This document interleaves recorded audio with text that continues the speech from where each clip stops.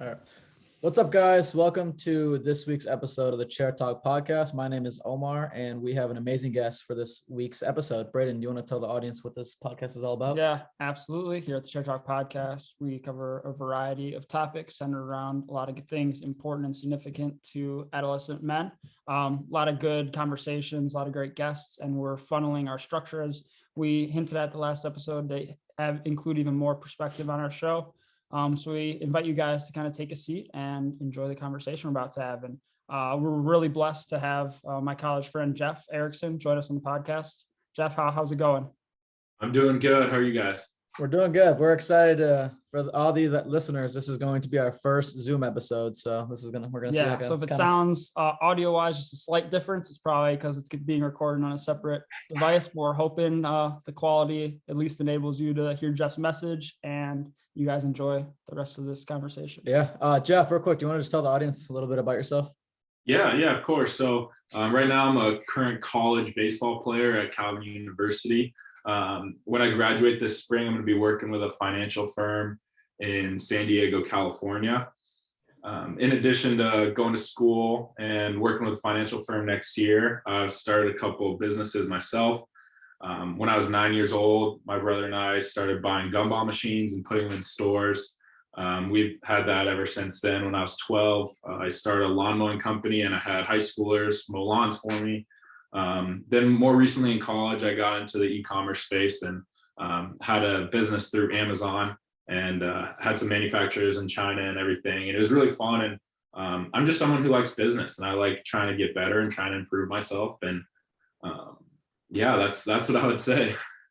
Yeah, no, that's a good summary of yourself. I'd give you credit for that. Knowing you for the years I have and knowing just what kind of ambitious, like quality human being you are definitely reflects in your kind of tenacity and aspirations in business. So it's cool to hear. You touched on a lot of specific examples of kind of what makes you who you are. And we're going to hit on those specifics, have some questions in those spaces that I'd like to cover. But could you possibly speak to certain more influential aspects or events in your life that have kind of put you in the place you are today?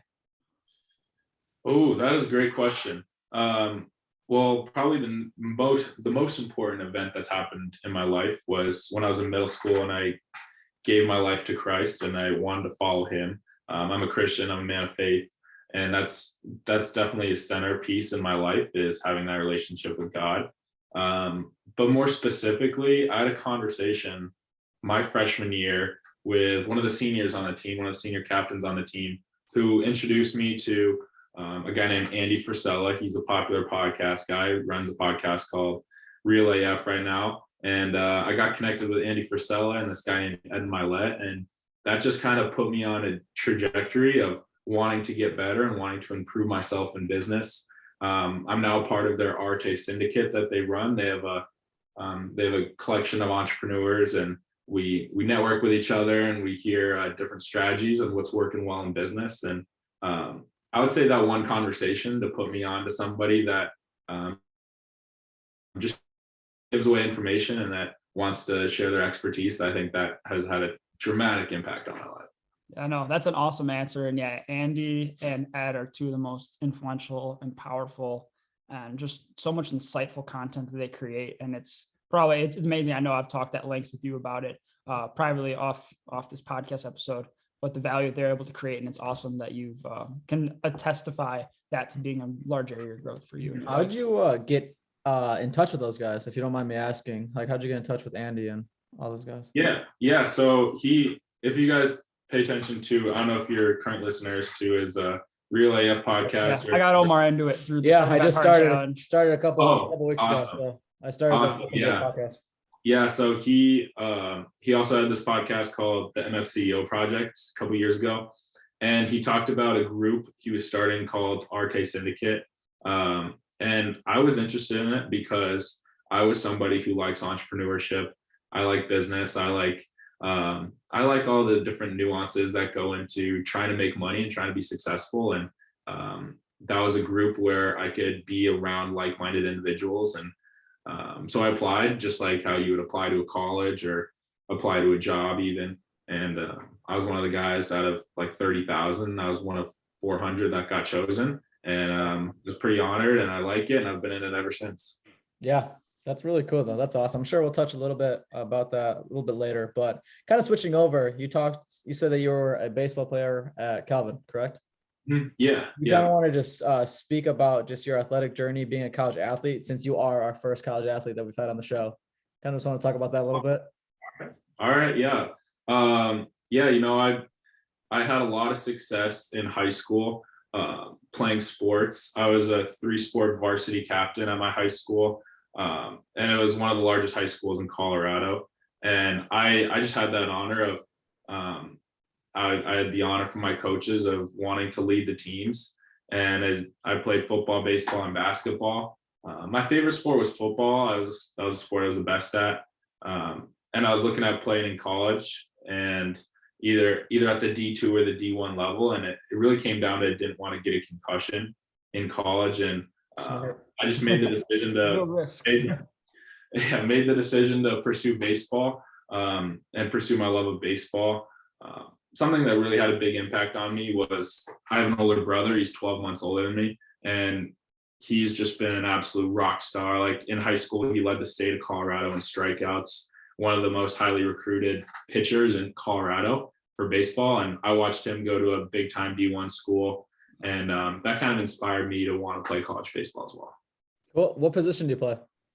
I'm an outfielder. I like hitting the ball. I like playing offense, and I find myself in the grass. There we go. Do you kind of want to just touch a little bit? How is that balancing sports, classes, and just life in general, being a college athlete?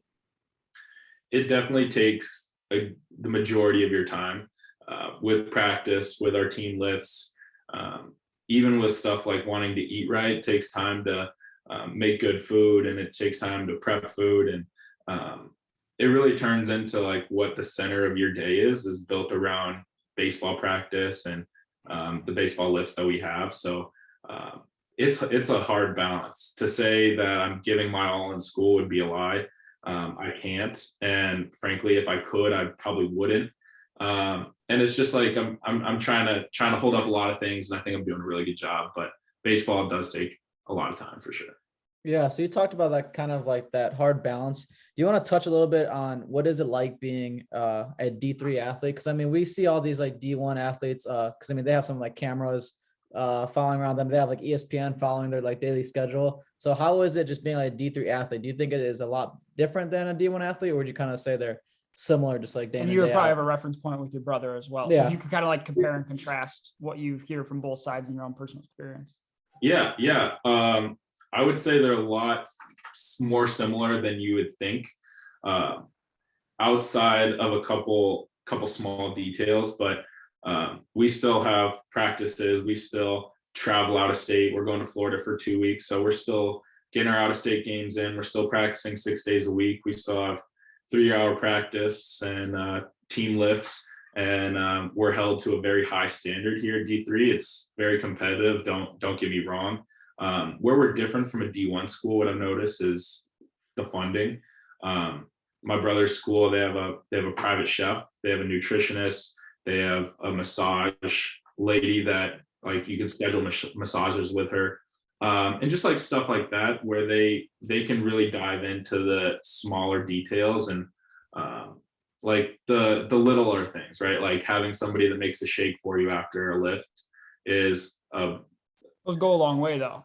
Yeah, no, I mean, it's definitely a pull factor for a school, and it's a good recruiting tool, but it's we don't see that at the D3. They're not like necessities either. Those are good, like if they're there, it's cool, but it's not necessities too. Because I mean, I kind of have experience with that, not with like sports, but being in a fraternity. I went to a D2, Grand Valley is D2, and it was cool. We had a lot of people in our fraternity, but over at the D1 schools, yeah, you would see like they got personal chefs and all this stuff. We didn't have that. And I mean, it would be cool, but like, we don't need those things. That's a lot more money. We don't need it. We'd rather just save that money for, I don't know, groceries ourselves. We don't need someone to, cook us a meal. But so I kind of have experience with that. But would you say sports, in your experience as a college athlete, has it like changed you for the better, or would you say a little bit for the worse?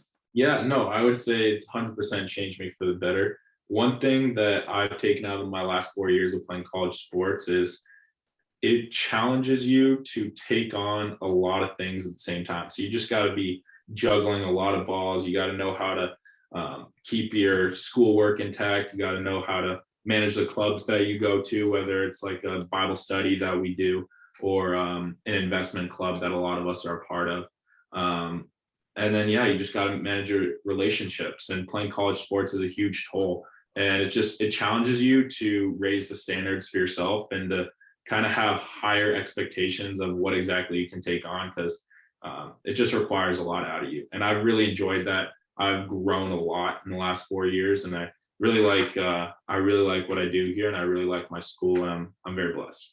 That's awesome. And then Braden, you can kind of touch on this too a little bit real quick, but I'd say for sports, like my biggest takeaway is kind of like that quote unquote like family aspect of it. Cause I mean, for high school basketball, we still stay in touch with these guys that we haven't played with in like 5-6 years. Yeah. And it's cool. Like Braden and I and the old team, we get together, like we try to get together once a week or every 2 weeks. And it's just cool because I mean, you're going to have those relationships your whole life.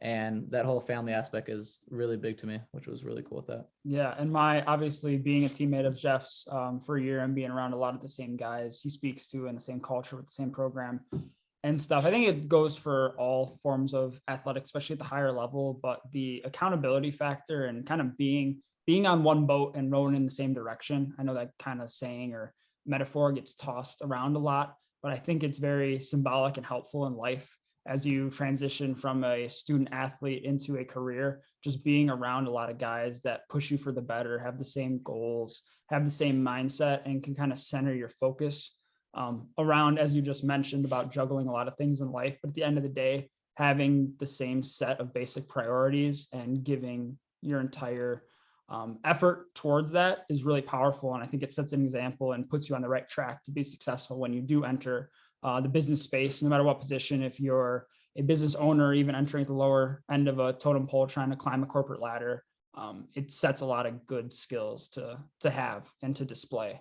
So that was my biggest takeaway, even from just a year and a half of college sports, but I think it's put me in a good position, how I finished out school and now starting grad school and pursuing my career and stuff. But I would definitely agree with you, Jeff. And it's a powerful experience, something I'm too very grateful for. And I'm glad you enjoyed it. And yeah, I can testify you have grown a lot. So it's been cool to see you and a lot of the other guys I'm still close with develop and mature.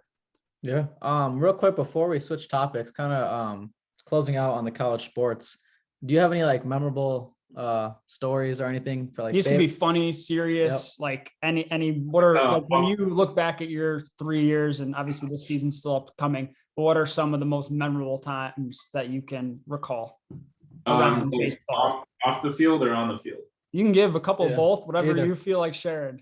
I know there's probably a lot of good off the field stuff too. All right. Yeah, you guys are leaving that question open for me. I just want to say, I think we're going to win the conference this year. And we all have a vision of dogpiling on the mound when we win the conference. We're going to beat Adrian. They've won the last 10 years. Powerhouse, Even the last 10 years. Yeah, they're a D3 powerhouse. Guys get drafted from their school almost every year. So when we beat them, I think that's going to be my single greatest memory in college. I love that. But yeah, I mean, it's just like traveling on the bus for 16 hours because our coach didn't want to fly, going down to Georgia and going down to even places like Indiana. I mean, it's fun. And everyone says that you're mentioning this earlier, how you just build a bond as a family.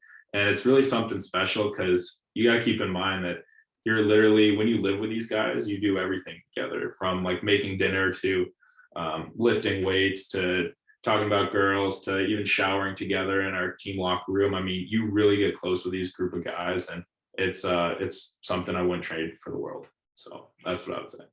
Oh, that's fantastic. And I know there's some a little probably like explicit stories that shouldn't be shared on a podcast. Yeah, I won't go into some good loose fun times being an athlete in college too. But obviously you're a very grounded individual that kind of emphasizes the true momentum builders. And I love that goal, like, or that favorite memory as a future thing. I think that speaks a lot to your mentality and something that people can grow towards as well, because the next thing's always up and coming, and the more you believe in it, the more you visualize things. Yeah, the more likely that will happen. I've replayed the scene, like the vision I have for that event so many times in my head that it almost does feel like a memory.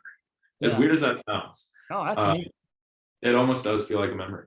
No, and that's cool too, because it's not like just a personal goal. Obviously, it's a very big team effort. So it's a selfless vision that will, in the end, I have confidence in you and the team as well, but that'll be a good memory to look back on. Yeah, something you mentioned, and I think this is even a great definition for leadership, is motivating a group of people towards a common goal. And you mentioned like just motivating people towards a common goal. I think that's what great leaders do. If you're someone that can influence people, if you're someone that runs a team or wants to run a team, get good at selling people the vision of where you want to go and what you guys want to accomplish and how great it's going to be when you get there. And that's something I'm really obsessed with. And that's one of the reasons I think I'm one of the stronger leaders on the team as well. I just love talking about the future and love talking about our goals. So that's just what I would add on top of that. Yeah, no, and those are great qualities, and I can second and attest for those. As you display them well. So it's pretty cool to see the impact you have on yourself with your future and others. But one thing I wanted to talk about, so we were talking a little bit about this off mic, but with the creation of this podcast, like Omar's been a big podcast guy, and I have too for a little bit. But to be honest, like I'd be doing a disservice to you if I didn't give you credit, because you're the person who kind of put me on to the original Ed Milet podcast and Real AF that really like hooked me on this whole personal growth, kind of like lifestyle and just awareness of the amount of content and good influence that there is out there through podcast, books, just general life content, I would say.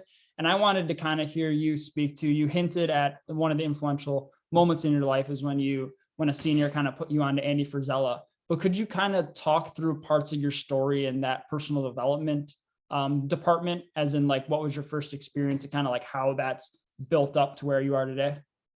My first experience, great question, first of all. I'm really enjoying this conversation. I love talking about this kind of stuff. Likewise, we're enjoying it as well. Yeah, so my first experience was my dad and I, when I was sophomore in high school. I remember this conversation like it was yesterday. I asked him, how do you become rich? Like, how do you become wealthy? I told him I wanted to be somebody one day. I told him I wanted to be wealthy and I wanted to have this freedom that was associated with it. And he says, son, if you want to be wealthy, you got to do what wealthy people do. And I go, well, what do wealthy people do? And he goes, you can look that up and you can read about it. And then all you have to do is you have to copy their habits. And that was something that just stuck with me for a long time. And I just kind of obsessed around the theory of, if you do what wealthy individuals do, you're going to get what wealthy individuals get. Right. And that kind of just motivated me to want to better myself, want to live a great life, want to be somebody. Right. And I would say that kind of kicked off the whole personal development journey. And that's what I'd say for that. And so was the senior, just because we can relate, was it Ryan Pena? Was that the one who introduced you? Okay. And then so started with Real AF. And I know the first podcast I got into was Ed Milet show. When did you first hear of Ed Milet? Was it stemming off that conversation you had with Ryan? Yeah. So I started listening to him in the end of 2019. And I've heard thousands of hours of Ed's content through his podcast, through his YouTube, through his audiobook that he has. He has another book coming out actually next month, so I'm pretty excited for that. But yeah, I mean, I love listening to podcasts, and I just think what's crazy, and obviously all the listeners here are big podcast enthusiasts as well, so I think we can share that in common. However, there's people that are so knowledgeable at whatever industry they're in, and they give away all of their information for free. They tell you what took them 20 years to do. They tell you how to do it in 30 minutes. They tell you how to do it in an hour. And I just am boggled by the fact that there's so much free information online. It's so valuable that there's like more people aren't listening to it, because I would listen to Ed talk to a sports psychologist for an hour, and that'd be more valuable than my college class I'm paying $10,000 for or whatever. so that's kind of just my thoughts around it. And I think I love podcasts, and I love the information associated with them. No, that's really awesome. Any comment on that, Omar? I have something I want to share. I I want to mean, give you yeah, space I to- get that. There are a lot of free stuff that you could get on the internet, very valuable information.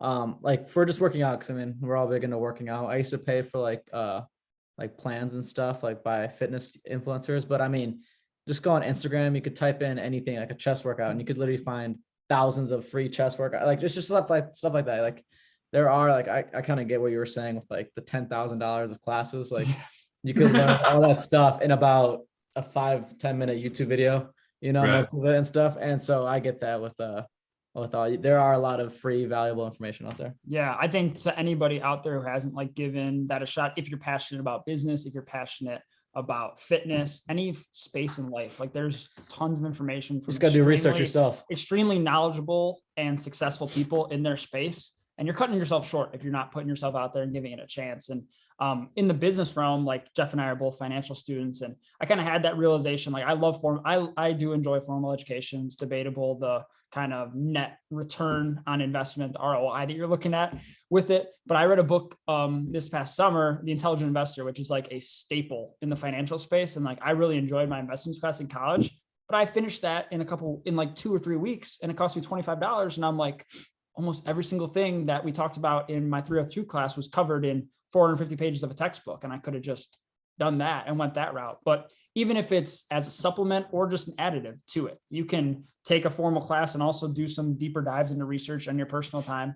It's about psychology, medicine, like health, whatever space. But yeah, you're right, Jeff. It does blow my mind too. And that's why Omar and I are trying to add to that a little bit by drawing in a lot of perspective and information from people to just have another free outlet for ambitious individuals to learn about life. And this conversation's going great so far. So I can't wait to continue diving. But if you could isolate any further comments on what Omar and I said before I kind of fire the next question your way. No, I mean, that's what I was thinking. You just said it, you articulated it much better than I could have. So I think you did a good job there. I think with that too, though, like if you are trying to get better at something, I think it is almost crucial that you need to do outside research. Like further on. So I majored in advertising and graphic design at Grand Valley. And I mean, it was cool programs, cool education I got over there, but a lot of my skills and actually came from like hours of YouTube video outside of classes. And like I said, same thing, like these are free YouTube videos and I paid $20,000 for all these classes and everything. But I mean, it's the same thing. Like at this, doing extra research outside of class helped me become a better graphic designer. And then anything like basketball, we're all into basketball too.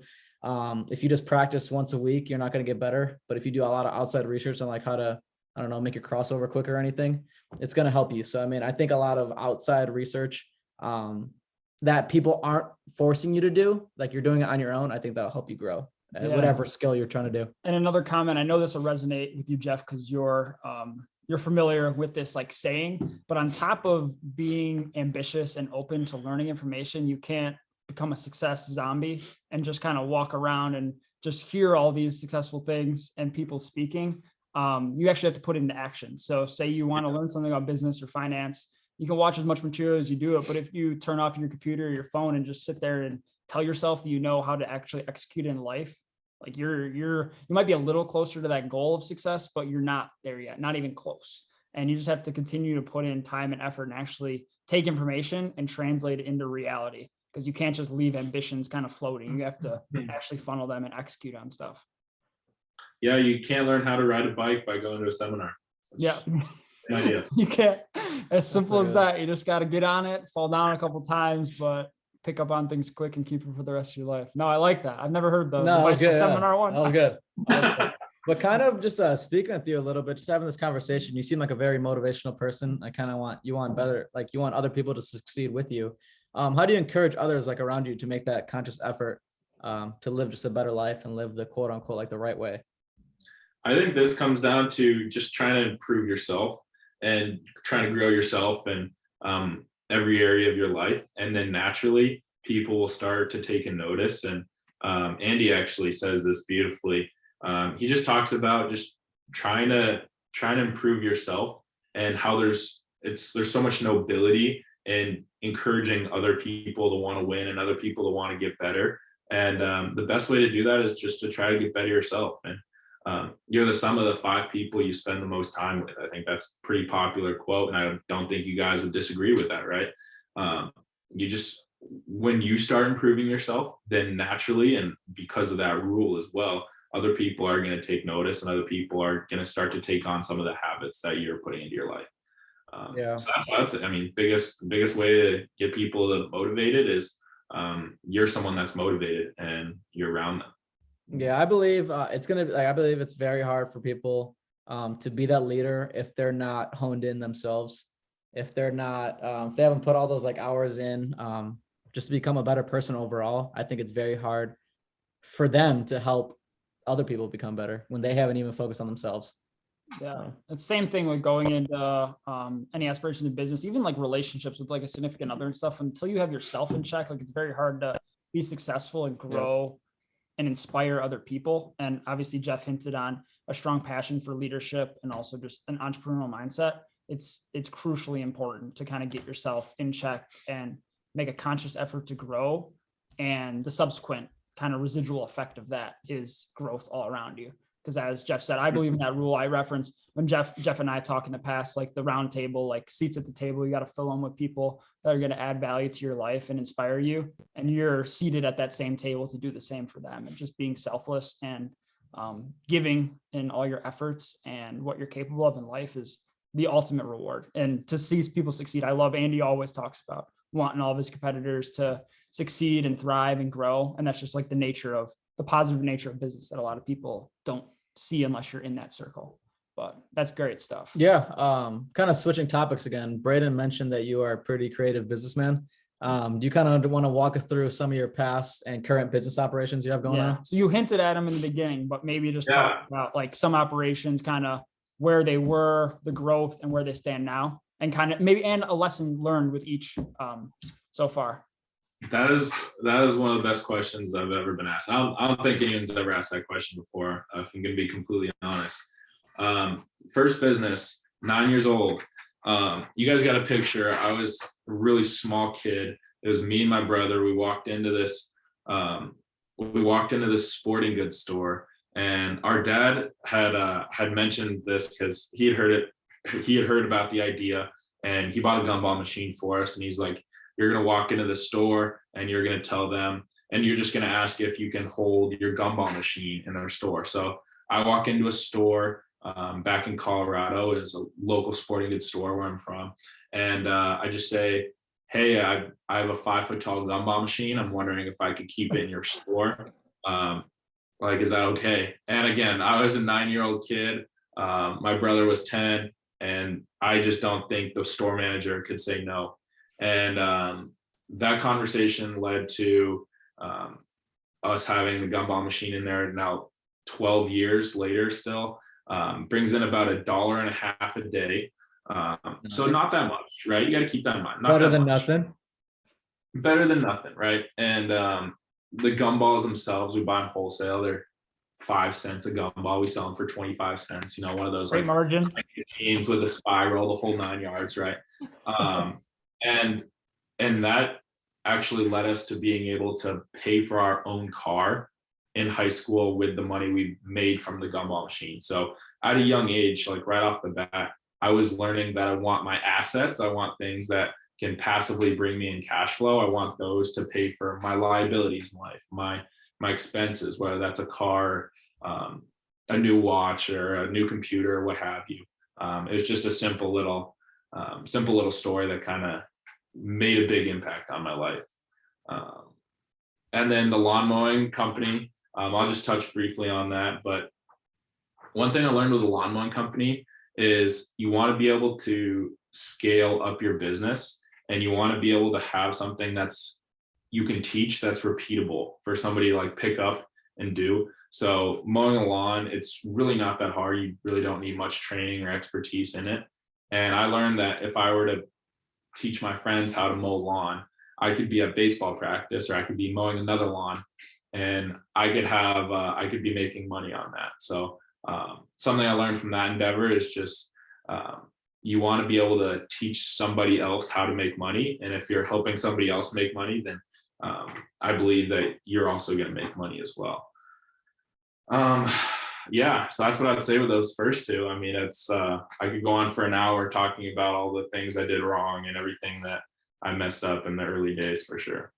They all turned into great lessons in that story. Obviously, for people who don't know Jeff, he's a pretty sizable individual. So picturing Jeff as a little 9-year-old walking up to a business owner and asking for a Gumball Machine placement. I think that's a funny story. That's the first time I've heard that story, even knowing Jeff for 4 years. So that's great. And I, my brother and I both wrote our college essays on that very story.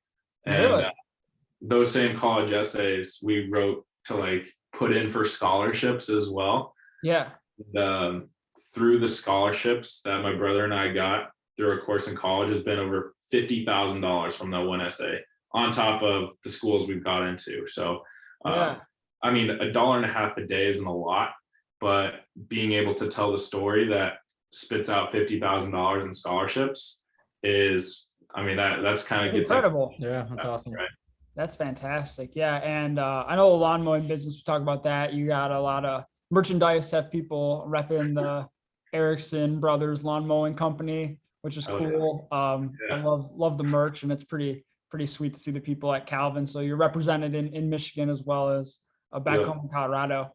Could you spend a little time talking about, because I remember we had a pretty cool conversation early on when we knew each other, your freshman year, about the Amazon drop shipping, just because I was so unfamiliar with like the concept. And could you kind of talk through what inspired you to get started with that, and then how your execution kind of phase led to that? And then again, lessons learned for people who want to give drop shipping a shot. Yeah, of course. I actually heard about it through one of those early, like, you know, when you're watching YouTube and like a 5-second ad comes up and like somebody's like chatting away, and then you're just waiting for it to be like skip thing. So yeah, skip, you can right? like skip to watch the video. So my freshman year, I didn't skip, and I listened to this dude talk about the power of Amazon FBA, which is called Fulfilled by Amazon.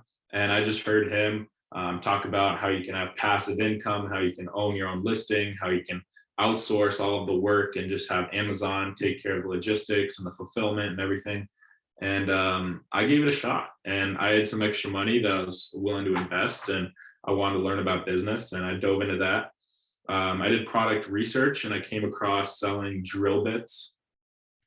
So I reached out to a manufacturing company in China. I had to use like Google Translate and all that. Crazy, like really funny story. But anyway, contacted like this Chinese company, and they do this thing called private label. So private label is the biggest area of the e-commerce space, and that's where you put your own label on it, but it's another company that's actually doing the manufacturing work. So I came up with a company called Top Shelf Products. I had a logo from one of my friends that created the logo. And then this company out in China manufactured drill bits. They put my logo on the drill bit package, and then they sent them off to an Amazon warehouse. From there, I created a listing on Amazon and started ramping everything up. And it's cool because Amazon takes care of everything. As I'm sure you guys know, it's 2-day shipping to anywhere in the US, right? So I'd be able to track my sales, and I'd be able to see all that. From the actual private label stuff, I got into wholesaling. That was 1.5 years ago. And wholesaling is another niche of the e-commerce world, and that's where you buy in bulk and then resell individually on Amazon. And I did that with some Keurig coffee cups that had a very high margin. And mainly did that. I mean, I don't do it as much anymore, but last year I was doing about $3,000 a month in sales. So like it was good. It was kind of cool, and it was fun, and it was fun to watch my business grow. And even if it was a small business, it was fun to learn a lot. Oh, that's awesome. Maybe I should stop skipping the YouTube ads before. Yeah, you got to listen to the video. Yeah, you never know when you can catch something good then. Yeah. No, that's cool. And I know we've had conversations in the past, but like in market and like through product research, like coming across drill bits and exploiting that market, I thought that was crazy and impressive at the same time when you first told me that story. So that's it's cool that there's opportunities out there, which obviously some industries are more competitive than others, but like for people that look at this concept and be like, oh, everything's so established and it's impossible to like penetrate and actually like generate sales. Like, what would you tell them to motivate them or give them hope otherwise with what you've done? There's a lot of ways to make money in America. There's a lot of ways to start a side hustle, to start a side business, to just make extra $100 on the weekends, even if it's something as small as that. So I'd say just look and be interested and be curious, and find out what Amazon FBA is, and find out what Etsy is, and find out this new thing with NFTs and the blockchain and cryptocurrency. Like, there are tons of people making millions of dollars on this whole other space that just opened up. So I would just say, yeah, just do your research and be curious, and that's all it comes down to. That's awesome. Yeah, that's good. And that's another part that I kind of want to touch on too. I mean, we talked about this before, but like you said, there are a lot of ways to make money nowadays. And it's just people don't want to do that research. They're lazy. They don't want to put in the work to find these little side hustles, these little side gigs, and that's why they're struggling. But I mean, if you really want to make a couple $100, you just got to do a little research here and there. Yeah. And maybe it's not even maybe I'm giving people too much credit, Omar, but maybe sometimes it isn't even out of laziness, but just like the uncertainty of starting something new and not being skilled or versed at it. Like people might be ambitious, but they don't like learning as much as I feel like they should. So when you're taking it into account, a completely new space, and people have no idea what they're getting themselves into, they're very off put by the long-term. And Jeff, you could speak to it. I haven't gone through an endeavor like this, but like, it's a lot of work and it takes a lot of time to actually generate profit. And I think people are off put by it. But again, that's what makes the business space so like difficult and competitive, because the ones that do actually dedicate themselves to learning, like there's some serious badass individuals that are willing to do really anything for success. And yeah, what would you say about like how difficult it is and how to persevere through the initial challenges? What I'd say with that is you gotta have a big dream. Like, you gotta have a big why on why you're doing it in the first place. I'm someone who loves my morning routine. I love looking at my goals. I love visualizing my goals. And I have a lot of perseverance and I have a lot of grit to see things through, because I'm constantly looking at what I want out of my life. And it's so easy to do the little details and to do a little research. Like, I'm talking like an hour a day research on Amazon products, when I know that later down the road I'm gonna have a private jet and I'm gonna have multiple houses and cars and freedom and all that. It's just like, why would you not? Like, it's to me it makes sense. Yeah, no, and I hope a lot of people get inspired by hearing this, or there's a lot of good motivational content, just putting yourself out there, getting uncomfortable, or getting comfortable with being uncomfortable. Sorry for misspeaking that. But it's a really good, just kind of like principle to apply in life. And yeah, go after things you don't know about, challenge yourself to learn something new every single day. And a lot of times it can turn into something monetary and create that financial freedom that we're all trying to strive for. One thing I did, so this again, still relating, but slightly different topic. Jeff, you and I, once you complete your studies at Calvin, will have the same degree in financial planning.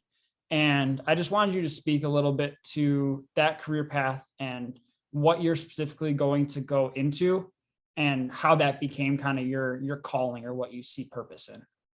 Yeah, of course. I'll tell you what I hate, and I'll tell you what I couldn't stand. I can't stand at the beginning of the year knowing how much money I'm going to make that year. I can't stand somebody else putting a limit on how much money I'm going to bring home for my family.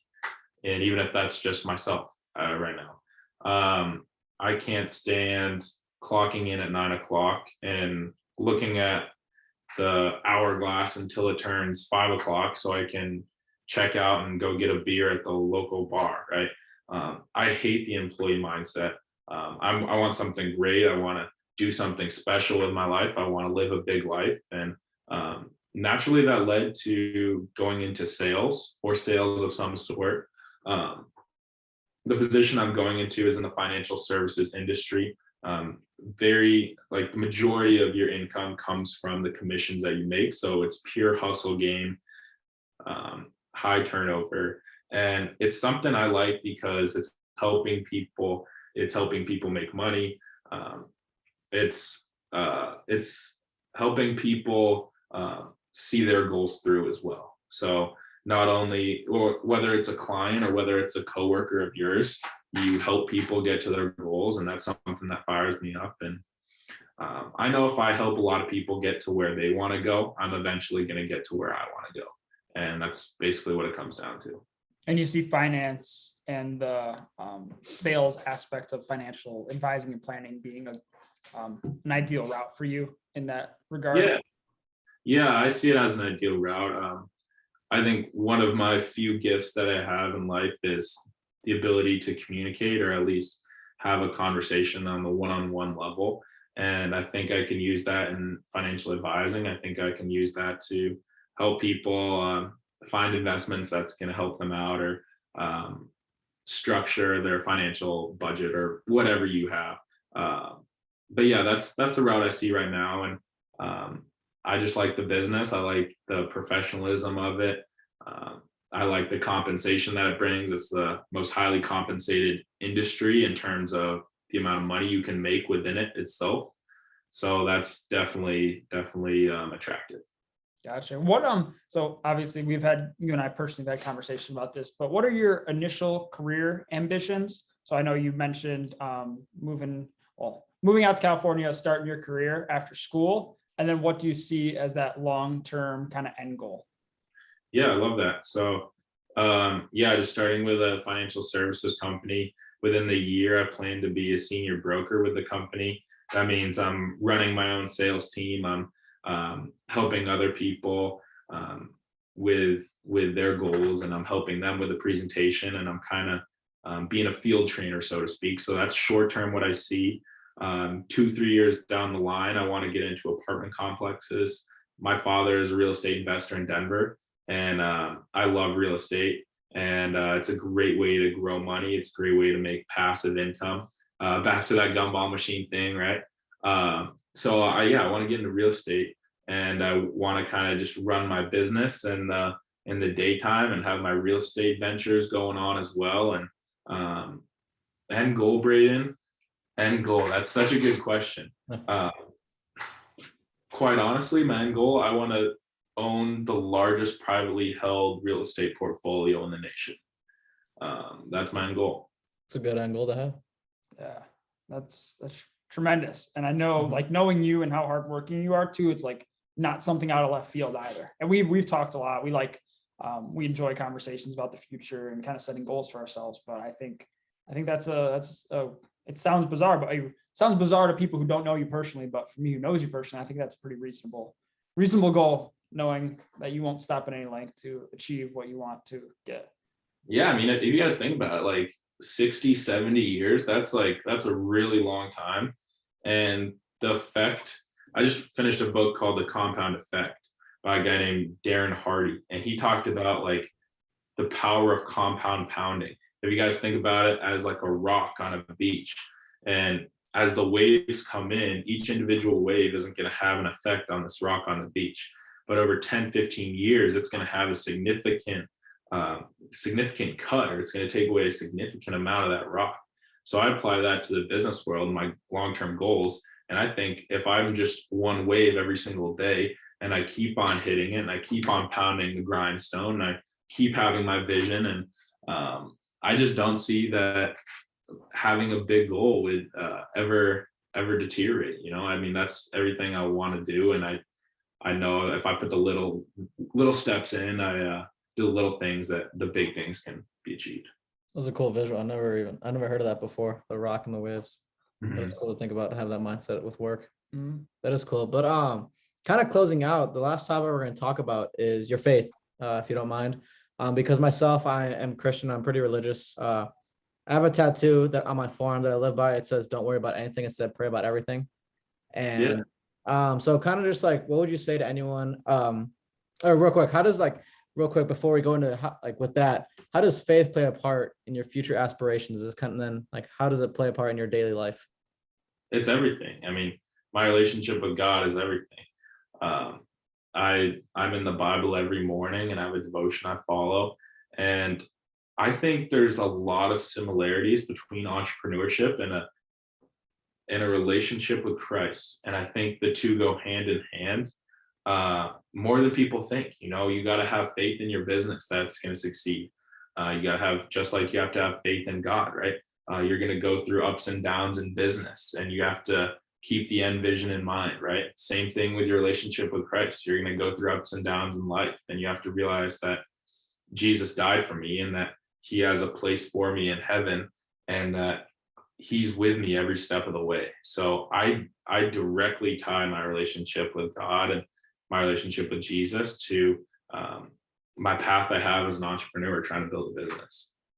Yeah, a question that I wanted to ask, that's a brilliant, tremendous response to. And I think that no matter what area of life or your career you're involved with, the relationship that you have with God, if you are of faith or have some connection to a higher belief. Obviously us three, we're all Christians here, but for listeners who aren't, like, as long as you attach yourself, and I'd encourage you to try to find God and give people, give that ideology a chance. But if you're attaching yourself to a higher meaning, and again, having that faith, having that trust, having the long-term vision with things and living for something greater than yourself.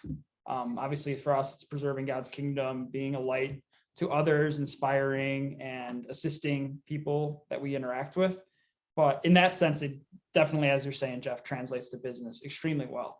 And one thing I wanted to get your thoughts on is I had a really good discussion with a friend recently about the kind of conflict in interest of the wealth principle from like a financial and business sense versus kind of the biblical standard Christian view of kind of just giving all. There really shouldn't be any wealth accumulation. Everything should be given to the church, given to the community. And obviously there are two sides of the same coin, because I think there's a good balance that can be held between each. The discussion I had with my friend was between like Joel Osteen, which is like a traditional, like he's like a telepreacher almost, but that's like a traditional Christian view, versus like the Dave Ramsey view of money. And could you comment on kind of how your relationship with God and your ambitions for money, if there's been any conflict, or how would you help others find the commonalities and kind of accept that God wants you to be wealthy and wants you to prosper, and then in turn help others prosper? Yeah, so I think the overarching thing is you have to know that all your gifts, all your abilities, all your possessions, all the wealth you accumulate, all of it is God's. So that's always good, and it's like something you should keep on the back of your mind. However, I think people use their some parts of the Bible as an excuse not to make money, or as an excuse to be content in life, because they think that being wealthy isn't something that Jesus had for his followers, or that is even Christian even. And I completely disagree with that. I do think it's an excuse. My favorite verse in the whole entire Bible is John 10:10. It says, Satan came to steal, kill, and destroy. I've come so that you may have life and have it abundantly. You can't live an abundant life paycheck to paycheck. Whether you think so or not, you can't live an abundant life if you're looking at the menu and the first thing your eyes go to is how much it costs, or you're flipping over the tag and you're always asking yourself how much it costs. That's not an abundant life, and that's not the life that God has for us. And I'm motivated to make money because I want to live in abundance, and I want to be able to do what I love and serve others, and step into my calling that God has for me. But I'm a big proponent of trying to use your gifts and talents in the service of others. And if that means accumulating a shit ton of money, then that means accumulating a shit ton. Right? That's just another bonus. Yeah. Living life the right way. And I agree with everything that you said.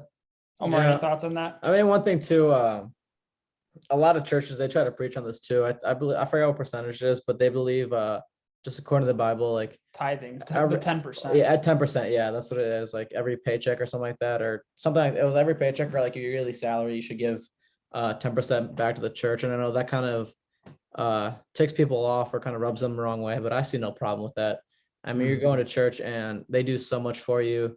and they're always there for you. And the least you can do is give 10% of your earnings. So I see no problem with that. As long, whatsoever. and I'm with you, Omar, on that. Just so there, again, as Jeff, as you stated, like not deterring you. It's not making more money to give more to the church. It's making more money to live an abundant life and help and influence people. It shouldn't all be funneled through whatever congregation you are, as wonderful as that is. And I think it serves a point and purpose. And obviously that's how churches function, as from the donations and contributions of the parishioners.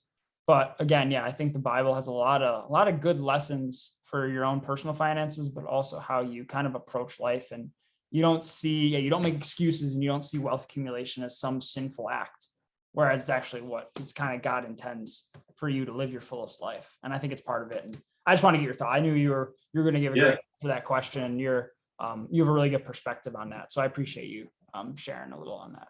Yeah. The other question that I was going to ask too is, like, what would you say to anyone that is on the fence about their faith, or that is kind of trying to live for a greater purpose in life? What would you kind of just anything to say to those kind of people? Because I know a lot of people, like they say they're religious and all that, but they're afraid to talk about it with other people. They're afraid to kind of speak openly about their faith.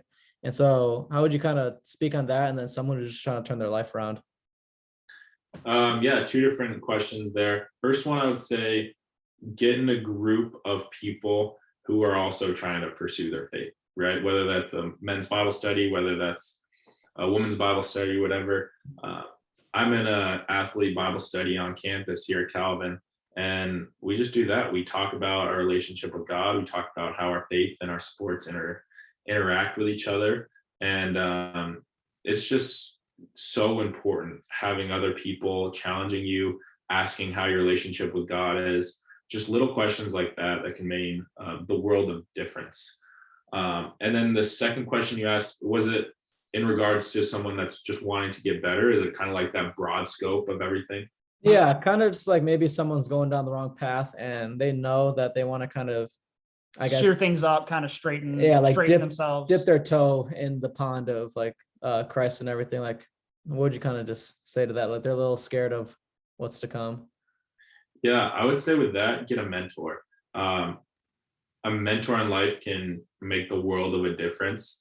And when you have somebody that's pouring into you and they're giving their life advice when they've walked the same roads that you've walked, I mean, it can really change your life around. And people want to help too. People really they want the best for you. The majority of people want the best for you. And having someone that could even be your same age that just has a better relationship with God than you do, just asking them questions and picking their brain on stuff like that. But that was a big turning point for me, was when I found someone that lived the life I wanted to live, with his family, with his business, with his relationships, with the experiences he had even. I really dove into that, and I tried to take as much of their time as possible. Yeah. Oh, that's really, really good advice. And I think, finding a personal mentor is fantastic. Again, consciously and actively exposing yourself to content, like read books, do research into things to better yourself. And again, that personal element, because a relationship with God is a very personal thing. And I think it's best learned and taught and inspired through personal relationships with other human beings, which is another part of God's creation, like why we're here to interact with each other. And it's a great resource to lean on and help and assist you as people kind of continue to grow their faith and make positive steps in their life. So over this conversation, like we covered so many good topics, and I knew you'd have some killer answers to stuff from sports to business, finances, faith. Is there anything in closing that you'd like to reiterate that we've said that went unsaid, or just any final messages you want to leave the audience with? Yeah, and one final message I want to leave the audience with, and that's actually a quote that's been standing out to me. It's kind of just been on like the front of my mind, and I can't seem to shake it. I don't really know why, but I heard it last week and I actually put on my Instagram story yesterday. But the quote goes, "My deepest fear is not doing all that I've dreamed of and all that God has told me to do because I was afraid to be judged." And that just hit home. And I think a lot of people aren't starting that business, aren't starting that relationship, aren't doing whatever it is in their life because they're afraid of how people are going to think of them and how people are going to react. And it's it's a fear that's usually just born out of something that's unreasonable, that's not going to happen. That's just them perspecting that in their mind. And I just want to share that as we close, because God does call you to live a good life. God wants you to have a great life full of abundance. And you can't let someone else's opinion of how you think they perceive your actions, as funny as that sounds, impact what you want to do or the life you want to live. And that's something I think I'm going to live my life by. Yeah, that was a great quote. That's wonderful. Yeah, no, this Great conversation has been fantastic.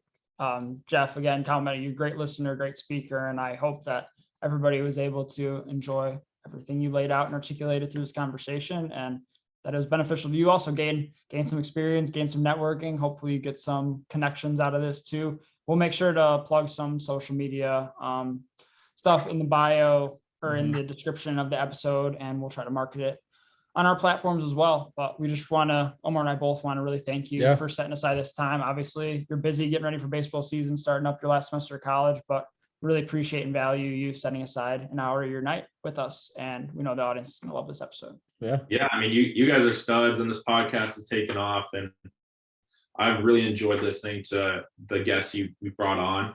I think it's just nothing but clear skies and smooth sailing from here. And I just wish you guys the best of luck. We appreciate it so much, Jeff. Yeah. All right, man. We'll take care, and I'm sure we'll stay in touch too, man. All right. All right. Have a good one. Absolutely.